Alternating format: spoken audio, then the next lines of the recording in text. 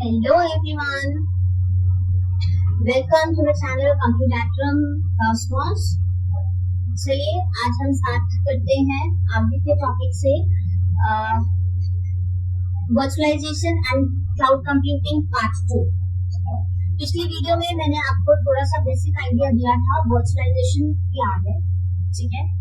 और हम traditional IT infrastructure से वर्चुअलाइजेशन की तरफ क्यों आए, ठीक है। इस वीडियो में मैं आपको ब्रीफ करूंगी कि हमारे पास कौन कौन सी टाइप की वर्चुअलाइजेशन है जो हम इस्तेमाल करते हैं, ठीक है, क्लाउड कंप्यूटिंग में। एंड दूसरा, क्लाउड कंप्यूटिंग से वर्चुअलाइजेशन का क्या रिलेशन है। जब भी क्लाउड कंप्यूटिंग आता है वर्चुअलाइजेशन टर्म जरूर आता है। तो जब हम क्लाउड कंप्यूटिंग की बात कर रहे हैं, वर्चुअलाइजेशन का क्या रोल है वो हम आज इस वीडियो में डिस्कस करेंगे। सो these are the two table of contents. One, we will discuss types of virtualization. Second, how virtualization is related to your cloud computing. Okay.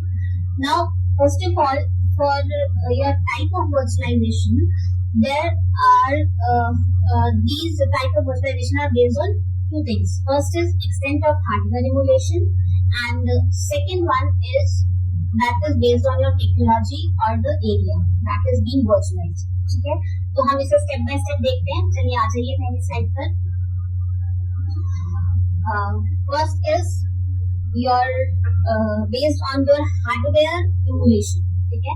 Hardware की बेसिस पे, हार्डवेयर इमुलेशन के बेसिस पे virtualisation के types हम study कर रहे हैं, ठीक है। इससे पहले कि मैं आगे बढ़ूं, कुछ टर्म है जो आपको पता होना चाहिए।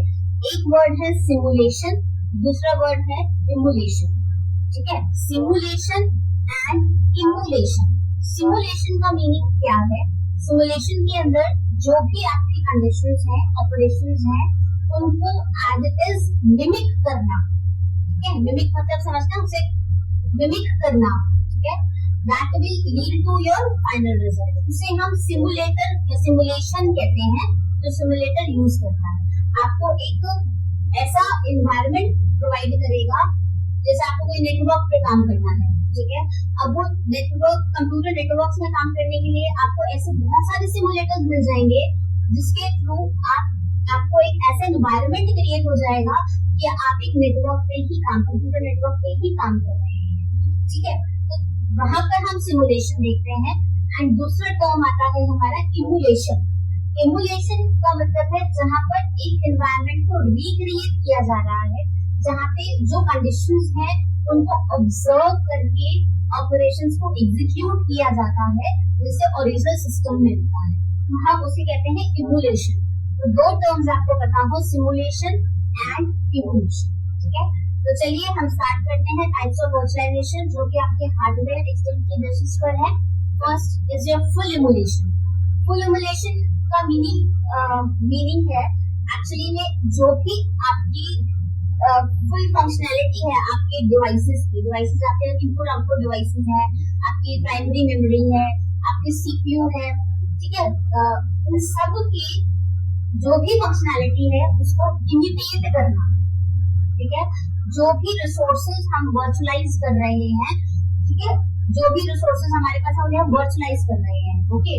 अब वर्चुअलाइज जब कर रहे हैं that means you are taking the resources from the physical resources only.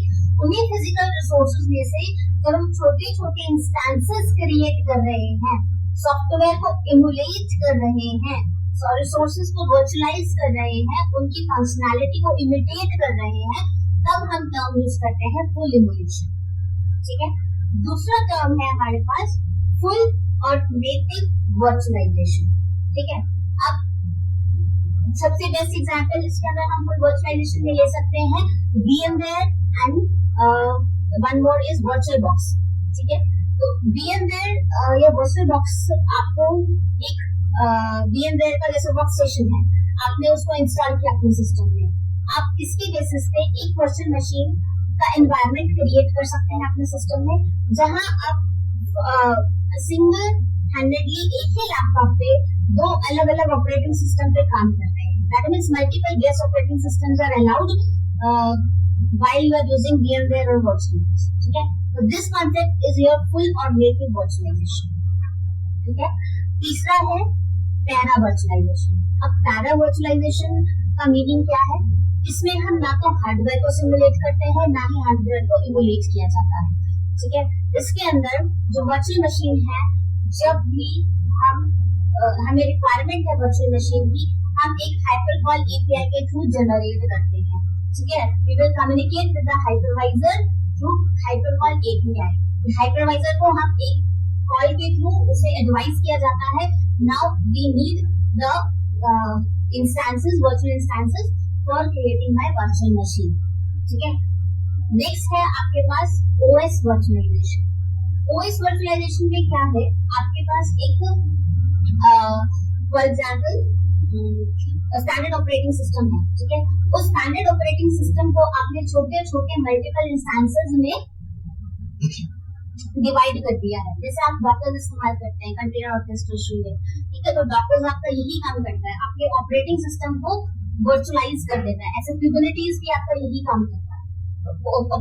OS virtualisation का बेस्ट एग्जांपल हम कंटेनर ऑर्केस्ट्रेशन से ले सकते हैं, जैसे कि कुबरनेटिस एंड डॉकर्स, ठीक है। नेक्स्ट है हमारे पास application virtualization. Okay, application virtualization का दी बेस्ट एग्जांपल हम ले सकते हैं जावा वर्चुअल मशीन।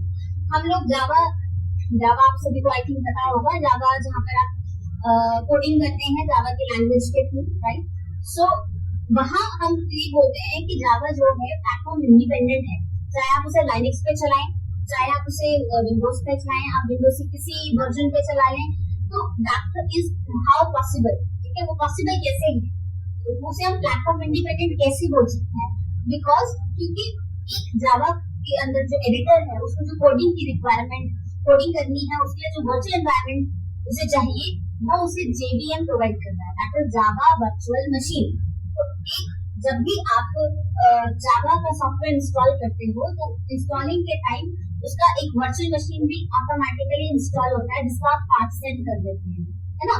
तो जेवीएम जब आपने इंस्टॉल कर लिया और आप उसके अंदर एक एडिटर का काम एडिटर जो है ऑन करके उसके अंदर कोडिंग कर रहे हैं, तो आपको ऑटोमेटिकली वो एनवायरनमेंट मिल रहा है जो कोडिंग के लिए रिक्वायरमेंट है।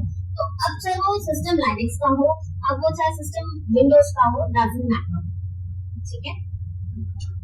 Now next we will discuss the type of virtualization on the basis of technology or on the basis of certain areas. ठीक है, there are three such areas. First is server virtualization, second is storage virtualization, and third is network virtualization. Okay, server virtualization में क्या है? मान लीजिए जो server virtualisation है उसके अंदर आप क्या कर रहे हैं, एक ही सर्वर को छोटे छोटे मल्टीपल इंस्टेंसेस में क्रिएट कर रहे हैं, ठीक है। और हर एक क्लाइंट जब कम्युनिकेट करेगा सर्वर के थ्रू सर्वर को, तो सर्वर वर्चुअलाइजेशन के थ्रू आप हर एक क्लाइंट को अपना अपना एक मिनी सर्वर प्रोवाइड कर सकते हैं, ठीक है। इसे हम सर्वर वर्चुअलाइजेशन कहते हैं, जहाँ पर आपके पास मल्टीपल वर्चुअल इंस्टेंसेस क्रिएट हो गए हैं सिंगल सर्वर, ठीक है। दूसरा है हमारे पास स्टोरेज वर्चुअलाइजेशन। स्टोरेज वर्चुअलाइजेशन में you are creating the multiple instances of your hardware storage devices, जो आपके हार्ड डिस्क मान लीजिए 1 टेराबाइट है ना, उस 1 टेराबाइट में अब आपने छोटे छोटे 1 GB 2 GB 3 GB, तो जितना भी रिक्वायरमेंट है एक कस्टमर को वो आप प्रोवाइड करेंगे, ठीक है। छोटे छोटे स्टोरेज, ठीक है। तो आपने क्या किया, जो फिजिकल स्टोरेज आपके पास बहुत सारा है, तो छोटे छोटे मल्टीपल इंस्टेंसेस में प्रोवाइड कर दिया कस्टमर्स को। अलग अलग क्लाइंट्स को लगे फील कि हर एक कस्टमर के पास अपना अपना वर्चुअलाइज स्टोरेज है, ठीक है, वर्चुअलाइज स्टोरेज है। तो दैट मींस हर एक क्लाइंट जो है अपना अपना स्टोरेज देख रहा है। Next is your network virtualisation.